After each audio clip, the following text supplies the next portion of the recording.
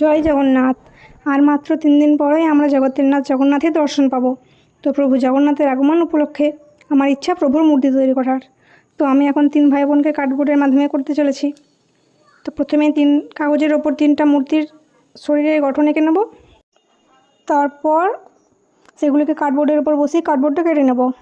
তারপর সরু সরু কার্ডবোর্ড দিয়ে গ্লুর সাহায্যে চারিদিকটা কভার করে নেব। মাঝে কিছু ব্রাউন কাগজের টুকরো রেখে আরেকটা একই রকম কার্ডবোর্ড কেটে উল্টো দিকে লাগিয়ে নিলাম। একইভাবে আরও এক ভাই ও এক বোনকে বানিয়ে নিয়েছি। আর হাতের জন্য পাতলা করে কার্ডবোর্ড কেটে আঠার সাহায্যে রোল করে লাগিয়ে নিয়েছি। তারপর 3 জনের হাত বসিয়ে নিতে হবে।